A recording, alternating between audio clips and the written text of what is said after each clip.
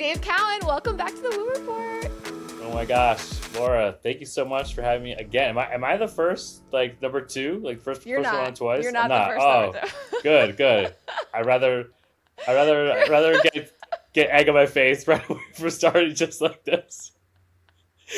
I know you are my number one most listened to podcast, but I have not listened to every single one, so I don't know the answer to this question. Kristen came on twice. Oh yes, of course, Matt's sister. Yeah, I'm Matt's brother from another mother, but I'm not like totally. blood sister. So, I know, yes, but I love it. This is going to be different than your first episode, which was episode 4. We did an episode on synchronicities and coincidences, and I love that episode so much. It's one of our most listened to. Oh wow. Apps. Cool. Love it. All right. And so you're back here today to talk about Enneagrams, which you are an absolute expert in, and you are going to begin coaching, Enneagram coaching. Yeah. I've been studying this for a long time, since 2019, and I feel like I'm at a point now where I'll just say it, I'm an expert now. I feel like it's, there's some imposter syndrome always when you like start something new, but like totally. I'm going to say I'm an expert at this. All right. Well, for anyone totally new, what is the Enneagram? I think the simplest way to think about it is it's a system for understanding personality, and there's 9 types. It's called Ennea, which means 9, and then gram is drawing. So there's 9 types. That's important to know your type. In this session, we'll hopefully figure out Laura's type. But the other part is the drawing. So there's a drawing, it's like a circle, and all the numbers connect. And so that's the deeper teaching. When you go into a coaching session over more than one session, you'll learn how the numbers interact with each other, the dynamics of them. So yeah, it's really helpful for figuring out, your strengths and your weaknesses, your patterns, and your room for growth. It's just a great system for transformation, I think, is one way of thinking about it. How is the Enneagram different from personality tests like the Myers-Briggs? Yeah, so Myers-Briggs is like dimensions. You have like intuitive versus sensory, or feeling versus thought, and those are like almost like a dualistic thing where you're on a scale of how much of one versus the other of those 4 different dimensions. Whereas the Enneagram is like you have like a number and you have these like layers of it. You have of health and unhealth, so you can kind of see where you are in your type amongst the levels of health. So for instance, I'm a 7. We'll talk about yours for a second. Like when I was unhealthy, gluttony is like the vice of the 7 they talk about, and I call it the kryptonite of the 7. So gluttony is the main problem. So, and now when you always want more, so you always want more from an experience in life. So you can have frustration, you can have dissatisfaction with even things that are great in your life. Whereas if you can get to a high level of a superhero, you can have anything that comes into your life, whether it's an accident or it's a death in the family. You can see the joy in that and the transformation in that and the growth from that. So, I think that every personality type is great. It's just that I think that this one really allows you to do your own deep study of yourself and get to the real core of it and keep exploring and keep growing. People do this though for personal growth. Oh yeah, relationships and businesses. Like a lot of businesses I would see in 2000, they put their types down in their emails. Yes. And so that the company can know like what to expect from certain different types. Like 7s are very good at ideating, generating ideas, and initiating things. Somebody's not as good at follow through. Like 3s are always like the most wanted in businesses sometimes because they're the most like efficient, pragmatic, success oriented. But at the same time, 3s have a dark side where they can sometimes use people or like be transactional or like a little cold, So there's like every strength has a weakness, and it's all about finding that balance in the 2 different things. And then 2s are like really relational, often good caretakers, nurses, therapists. 1s are like judges, moral, very moral. These are like broad archetypes, but you can be a 1 who's a therapist. You can be a 2 who's an ideator. You can be all these things and not limit yourself. The goal is to be a whole person, to have all the energies and use them. So it's also like a map of the psyche itself. So if you're like, oh, I'm low in 8, like I'm a man who's low in challenging and competing, maybe I can amp that quality up by like taking jujitsu, or I can like focus on my competing skills, So it's like you can use the whole map of the psyche, all 9 energies, and see where you're weak or where you're strong and balance yourself out too. There's no other way of thinking about it. And there are tests for this, which I will link one of them below. So if you want to take it to find out what you are, you can take a test. But these questions are, so I took one today. And the questions are tough, Dave. I like took a couple screenshots because I wanted to just give an example. I don't love. First of all, I think every Enneagram person will say they do not like the test. Just like a way for you to like just get like involved a little bit. I prefer the sheets that I have that I'll like walk you through a little bit hopefully today. But the tests are never the answer. Like I tested like the wrong type over and over again. I think when we talked one time a long time ago, you were a different type. But it's really all about walking through with a coach or doing it on your own or both to figure out like what you truly are. Just even the test is an interesting self-discovery on what you feel like you either strongly disagree or strongly agree with, or you feel neutral with. I didn't make this test, by the way. This is of course not. This is an example of what the questions are like, because like before I jumped in, weird. I'm just like, I don't know. They are kind of weird. My independence and boundaries are extremely important to me. I withhold my energy, time, presence, and personal information from others, so I never have to depend on anyone else to take care of me. Which is like, so first of all, what? I had to read it multiple times, and then I'm like, my independence and my boundaries. But okay, because my independence and my boundaries are very important to me. Right, so that part is good for you, right? Yeah. Yes, right. But then I'm like, I withhold my energy, time, and presence and personal information for others? I'm like, no, I'm an oversharer, so I actually don't think I do that. I think so then this it test puts me in the middle, you know? Right. I think this test has less questions, which makes it easier to finish. But they don't like divide up the there's too many questions in one question. Like that's like you're right. There's like 6 parts of that question, whereas there should be like one at a time. Yeah. And you'll have better. So I think when we talked about this, I think we wanted brevity in questions, and so this is also the place that I'm learning to be a coach in. So I don't want to say anything good or bad. It's been fine, but I think there's another test that I like even more that costs $12, and it's like 100 questions. Yes. It's a lot to ask. I think that's the one that I did after my accident. Yeah, I think the main thing is don't do more. Just don't do many tests. Like actually look at the book. Actually talk to a coach. Like work through with them. The coach can like help you way more than just a test. Because I think the test also can confuse you because you're like, oh, I'm definitely that. That's the answer to the test, and that's who I am. But like, it's a much more exploratory. Like it took me years to figure out for sure what my type was, which sounds scary, but also like that's just how my experience went. Well, also I feel like when I took this initially 5 years ago, I was a totally different type. But I also was in an environment working at the Ellen Show where I felt like I had to show up as a different personality, like as a different type. Like my motivations were totally different when I worked at the Ellen Show than they are today. I think that's a valid thing that like Enneagram is changing. You can be a different energy. You can have different work to do, different things to experience, and need to work on yourself. And so you were like you showed up as a different person then, and I mean. I'm that's happier really with my type now. Well, there was this one question today that I felt like I needed to say was absolutely strongly agree. And my friends will attest to this. But the question was, when people ask me where I want to go to dinner, I habitually say, I don't care. Where do you want to go? And that's like literally, I don't ever care. And it's the only one I was like strongly agree. That's the only one I strongly agree on. Wow. Okay. Not the only one I strongly agreed on, but the only one I was like 100%. This is me. I don't care where we eat. And then this other part of me who's like not just an Enneagram coach would say like that's just like a beautiful feminine thing. Like you want to be taken care of. You want to be taken on the date is what matters, not the like. You don't want to choose. The people are with. I don't want to look at the menu. You like have something you really want to eat. Order it. I'll have some.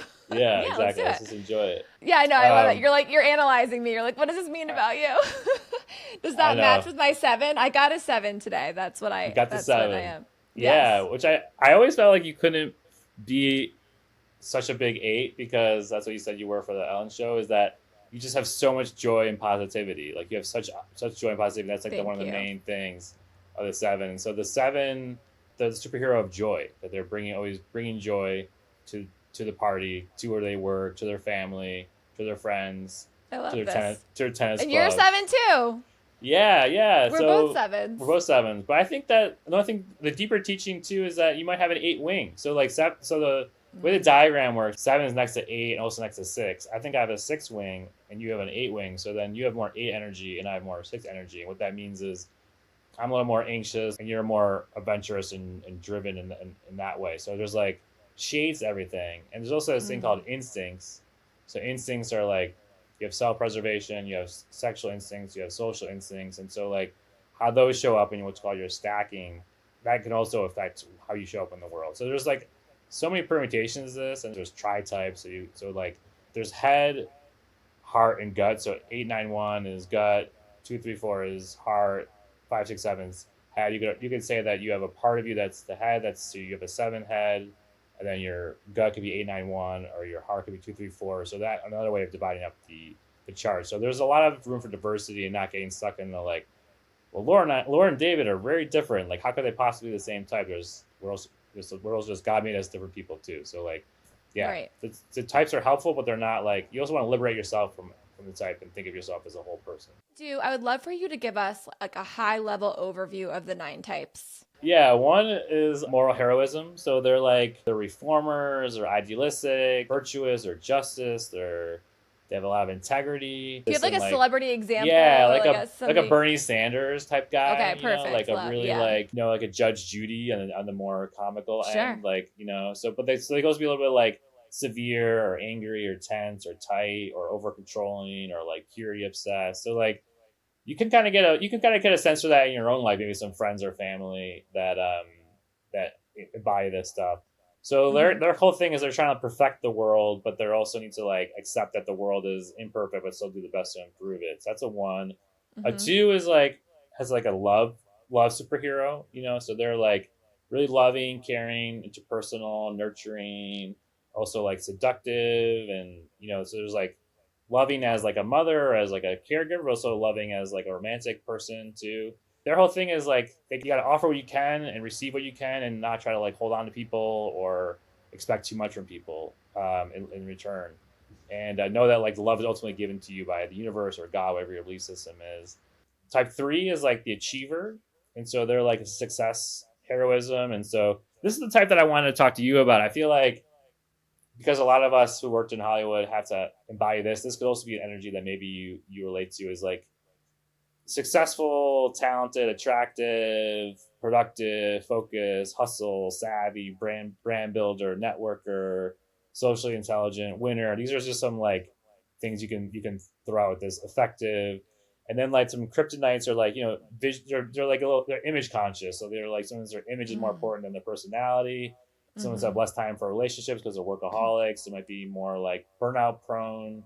So their time for intimacy might be less. They're chasing clout, like things like that. They're so I was wondering if that could be something that you would look at. Maybe this is something that, because you could have a tritype. You could be 7, also a bit of 3. I think I have a lot of 3 myself as well. Then 4s are I call like a self-expression heroism. So their whole thing is like it's really individualistic and artistic often. It's just very psychologically attuned and like stylish and aesthetic. Oh, I mean, 3s would be like Tom Cruise or Barack Obama. 2s would be like, Mother Teresa is an archetype for a 2, for example. Like someone's like really like caregiving to extreme. A 4s, they can be kind of moody and theatrical, stormy, because their whole thing is like they want to be seen in their individuality, and they can almost never feel like they can get their individuality fully expressed, which you kind of can't. Again, it's realizing that you can't be fully seen even by yourself or by anybody else. You kind of accept, so not be too temperamental or too moody in how you depict yourself. So a lot of artists are this type because they're going to go to extreme to express themselves. And then type 5 is like a knowledge hero. So they're like really competent, really cerebral, really insightful, really curious. They're often like experts and geniuses. And so these are a lot of like, Einsteins and those kinds of types are very science based. There can be artists who are this too. And the negative for them, this is the one that can be secretive and withholding. They have like this thing where they're trying to put everything in their mind and not be in the world as much. So their whole thing is they're not participating as much in emotions and with other people, the messiness of the world, and they're more in their heads. And they could be kind of stingy in their time resources, something like that. The 6 is they're like superpowers like loyalty and questioning. They're like, there's a lot of 6 in the world. So fear is one of their things, but also courage. And so a lot of people who join up with teams, who join up with political organizations. They're like, I'm part of this. This is my identity. My identity is Democrat. My identity is, this football team. And so I'm going to live or die with this. And the 7, more or less is us in the sense of like really joyous, freedom is a big thing for 7s too, is like you want very imaginative, quick-witted, you can talking a lot. Sometimes you can think of, some people think I'm a 5, but I think the reason I'm not a 5 is I'm like not as deep as 5 in terms of knowledge. Like I have to kind of spin ideas around and talk them through instead of like, maybe slowing down and really understanding them completely. So even now I feel kind of like my head spinning as a 7 a little bit, just being honest, just revealing myself as we go. And 7s you could be a little bit of like a dilettante. So like I'm just acknowledging that in this moment. But we're storytellers, we're spontaneous, we're inspiring, uplifting, and we generate ideas really easily. And we have a lot of projects, a lot of prolificness. And so that's 7. And then 8's like on the negative end, it's Trump. On the positive end, it's like MLK. It's someone who's like really believes in their decisiveness, and they're going to go for and confront the world and how they want to be really assertive, commanding. Like a lot of boss energy. Frank, blunt. Just like I'm protecting who I think needs to be protected. I'm doing what I want to be doing. On the negative end, it can be like megalomaniac. Hard-hearted. Overbearing, bulldozing, punishing. Really, really tyrannical, so it's like a lot of these you can see the dark depths in yourself or in others in your life and forgive them or take into account, those kinds of energies. And then 9s is the last one. And this is like, I call it the peace heroism. And so it's like they're really easygoing, humble, good humor, unpretentious, they're really calming. They like bring people together. They're really welcoming, funny, and at the same time they can be a little bit like complacent or undeveloped, like more like helping other people than themselves, and kind of like resigned or apathetic. Not moving forward in their life like according to getting to know what they need to do and move forward. So that's a general overview of the 9 types. I hope that was something within, like, you could edit that and make sure that it works. But no, I think that's great. I feel like it's helpful to just kind of just understand all of them, and there's so many. It just feels like it feels like a lot, and that's why it's like you can see yourself in maybe one of them, maybe 2 of them, and you're kind of like, okay. Or you can see your partner in 1 or 2. This stuff's very vulnerable too. Is like when you talk about the negative sides of things, it's like So now I'm looking at 7. Restless, impatient. Big one. Impulsive, big one. Impatient and impulsive are the 2 biggest things for 7s, I would say. Yeah. Pain avoidant, definitely. So it feels like you're settling into a type here. Yeah. Rationalizing all the time. Chaotic, absolutely. So then I think what's good about this is like if you have a map of like your weaknesses, then when you like feel them coming on, you can like pinpoint them, be like, oh, this is that time that I'm being impulsive. Like for me, I can be very impulsive, and now I can when that energy starts to arise, I can be like, do you want to be impulsive? Do you want to do what maybe the lower part of your type, or do you want to be more patient? Do you want to wait 24 hours before you do this? But also, I feel like I made the best decisions of my life being impulsive. Okay, yeah, spontaneous is the positive side of this. So it's like started dating Matt, moved across the country, moved back across the country. Like I feel like all of those were great decisions, even though we came to them without deliberating. We were just like, let's do it. Let's do it. So only you can know what's spontaneous, what's impulsive, because it's basically there's a fine line between those 2 things. And I do like your sheets. I really like these sheets. So are you like, people can find you in your sheets, or when they work with you? I think exactly. Yeah. I think what I want to do is with these sheets is like not post them publicly, because I think you get so much out of them, but like they'll be part of the coaching, is like sit with them and like and they're yours once you do the coaching, when you like work through them with you. It's important to know thyself, right? I mean, that's the main thing about the Enneagram, is like, how do you know thyself so that you can be even better? The more you know yourself, you can just bring yourself to your family, to your work, to your relationship, and to yourself, and make yourself even happier, or more productive, or whatever, or sensitive, whatever thing you want to be. You can find that in these this type in this worksheet. So yeah. And it's interesting because yes, knowing yourself also includes knowing all these really vulnerable things about yourself and maybe things you don't want to share, like we're gluttonous or we're chaotic. Like doing this Enneagram coaching thing, I'm like, it's kind of half finished. Like I'm getting going. I'm trying to figure it out as I go. Like we're kind of building the ship as we go. I think like you can relate to that too with this podcast. I think you like put it together and you're like, I'm just going to start doing this and it's taken off. But it's like, that's a lot of 7 energy. Is like, we don't really know what we're doing yet. We're just going to trust it's going to go forward and be positive. We're just going to follow the joy. We're following the joy. But also I was noticing on this test, you can easily lie on a test. Like you can lie about it. You're like, am I like, do I fear this? Or do I actually fear this?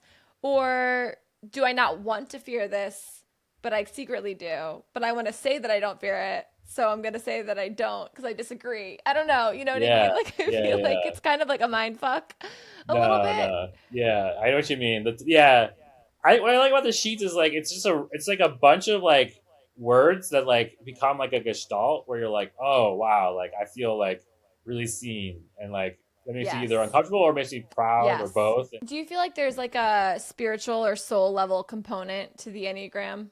Yeah, I'm a big numbers person, so like. If you divide 1 divided by 7, so basically 9, 3, and 6 are all connected on the gram, and that is like 1 divided by 3 is like 0.3333. But if you divide 1 divided by 7, that gets you into the other order of like 1, 4, 7. Like you can do it in the calculator if you give me a second. 1 divided by 7 is 0.142857. So that's actually the order of how the numbers go in the other direction. So it's like there's these kind of like spiritual dimension to the number system. This has been going around for a long time. Like some people trace back to like the Christians with the 7 deadly sins. There actually were 2 more of them, fear and lying, but they were so like common because fear is the 6 and lying for the 3 that they didn't even really think of them as the 7 deadly sins. And then Kabbalah, there's like 10 Sephirot in Kabbalah, but like in Enneagram, the 10th one is like the circle. So there's like this idea that like there's always 9. 9 is like the highest we get where you get to 10. And then I think also, there's just these things that are like absolutely true. The way that like if you have a desk has to have a certain mathematical equation in order to like function. I think that like that's true of like humans is like there's numbers affect us in ways that are absolutely true too. So that's my own interpretation. And but yeah, I think people think of Enneagram as a psychological spiritual system. And I think without God or some sort of spirituality to it, I think that you can teach it in a workplace and remove a lot of that, and that is efficient and effective. But I think like underneath it all, like resting in this idea that like for the 7s for us, that like whatever experience we get is right for us and not being fixated. Like for me, fixated on wanting other experiences that I'm not getting makes me frustrated. Maybe you can relate to that. But accepting whatever's given to you and knowing that's what's right for you, that's trusting that's what God's gift to you, that makes you happy, then you're doing much better. So I think that often comes with the belief system. Yeah. Ooh, I love that. All right, I do want to get into relationships and compatibility, so I'm going to call Matt Dorsey in here. Oh, surprise. I was hoping we do. This is good. Matt Dorsey is here. We're going to talk about our Enneagrams. Yes. Matt took the test this morning. I took the test this morning. We haven't told each other what we are, although I have made a guess after listening to Dave tell me the different types what you are. And I would like for you to make a guess on what I am. Dave's going to give you a high-level overview. Okay. All right. I'm going to take notes as you go. And then I'll stop you if it sounds correct. Go ahead. Idealistic, ethical, justice-oriented, moral, noble. No. No. Not her. Not moral. Not noble at all. Not her. Love it. I mean, to me, 7 is the most likely. And I gave 2 and 3 and maybe. Wow. What is it? I'm a 7. Look at that. Does he know his wife for a number of years? We've been together a long time. Did you guess me correctly? Yes, of course. You were a 9, which is like the peacemaker. Mm-hmm. What did you think about the test? I didn't make the test, by the way. You can say whatever you want about the test. The test is so weird. Do you not think it's weird? I think the questions are tough. I was reading up all the questions earlier. There's a few times, just a few questions where it felt like it was like hard to decipher. It's probably designed so that there's enough questions that if a couple are misinterpreted or taken incorrectly, that they can like weed that out, right? To get to That's the already answer. harmonizing. He's already like, look, this test, you put a lot of work in. Like, let's not fail this test. He's already like making peace between the test and us right now. It's already happening. Oh, can we talk about compatibility? So I was going to ask that. Yeah. Is there compatibility to Enneagram types, and does 8 For and sure. 9, are they compatible? I think it's 7. kind of similar to like astrology, where 7, like a healthy is always more important than the types. You know, like the types don't matter that much in the sense of like you can always work out with someone. But for instance, the 7 and 9, they meet in what's called there's always different triads. So like there's a head, heart, and body triad I described earlier with you, Laura. But there's also like the interpersonal triad. So like 9, 7s, and 2s all have positive outlook. So you guys both by nature are like always very positive outlook on things. So like you're always gonna connect there. Whereas someone who is 6 or an 8 or 4 are more emotionally reactive. So like you meet someone who's positive and emotionally reactive, that can be like any sort of interpersonal conflict can have that energy. Whereas 1, 3s, and 5s, they're very logical. So they're almost too realistic for a positive outlook type, or they're not emotional at all enough for emotional type. So often what they teach in terms of relationship coaching is like whatever those differences are, you have to kind of bring the other energies in. Or if you're the same, if you're both positive, you might want to bring in some logic or some emotional attunement. Bring in some logic. Yeah, so you're not like, I mean, I know me as a 7, I'm like, yeah, I'm gonna like do this and I'm gonna do that, and like nothing's gonna bring me down. And then like you need some people who are like, wait a second, like, which I think 9s actually have some more realism than 7 sometimes. But 9s are attached, and 7s are what's called frustrated. So frustrations are 1, 7s, and 4s. So like 7s can have more frustration energy, whereas 9s are just more attached in the relationship, and they're not like gonna have as many, I guess, frustrations as the 7 might have. So maybe in a relationship, Lori, you might recognize like I'm gonna have a tendency to be more frustrated with Matt, whereas Matt can be more attached to you and not have any problems. So like that can go both ways. Like Matt might actually have real problems with you, doesn't say, and Lori, you might be overly frustrated because by nature you might be frustrated too much. So like knowing that about your dynamic, that can like improve things. Matt's making a little bit of a face. That can improve things for Matt because you can have less frustration from you, and that can also allow him to like empower himself to say like, actually, this thing kind of bothers me a little bit. Like, can I say this? You know, so can I say, honey, this is just your baseline of frustration speaking. One thing I was gonna say is like 9s are like most asleep to their anger. They're quietly resentful sometimes, and then have sudden anger. So like 9s, 6s can be most asleep to their fear. 2s can be most asleep to their heart. And 9s can most asleep to their anger, and then it can kind of suddenly come out, or it can be like stubborn, or it could be repressed. So like, I think something for a 9 to think about is like, how can I get into my anger and see what it's directing me to do in the world, to be active? Because 9s have to do action. Is there one relationship tip that applies to all types? I mean, I think what I like to think about it is like, okay, you know someone in my life who we just played pickleball with someone in my life, right?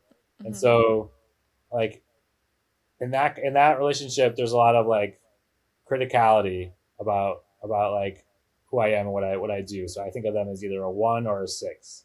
And so recently a 1, and we talk about 1 as being like nitpicky, pointing out flaws, like, so when I was younger, I didn't know the Enneagram.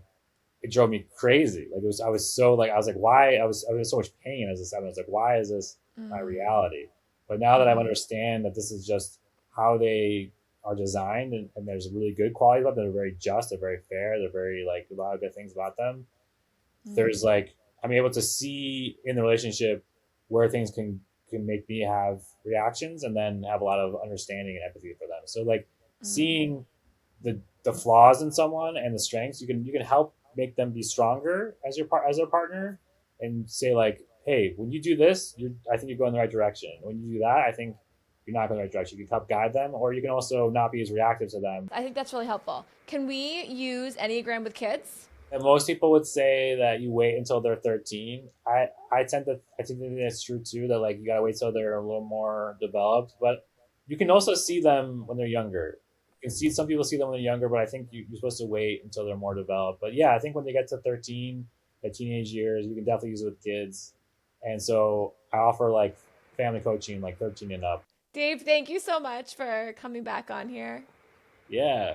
Thanks for having me. Thanks for doing this with Matt, too. Matt, chopped liver? Can I get a thanks? Thanks, Matt. I know. The thing is, if Matt's going to be in the show, we're going to get great numbers. I mean, Matt gets the best numbers out of anybody. I'm driving numbers for sure. It's a lot of pressure to keep coming on the pod. A lot of ideas involving me. It's true. I have a really good one for him. Just that face reaction to every one of them. I know. He's just ready to roll his eyes at I need to become less available around the house. Use your anger, Matt. Use your anger. All right. Well, this has been really fun. Love you guys. Love you, Dave. Thank you. I hope this episode helped you learn a little bit more about yourself and maybe the people you love. Hopefully the ones that you love and also struggle with. And if you want to go deeper, Dave offers coaching for individuals, couples, and families. And you can connect with him using the link in the description. And definitely hit me up with your type. I need to know, what number are you? And did it resonate? See you next week. Bye.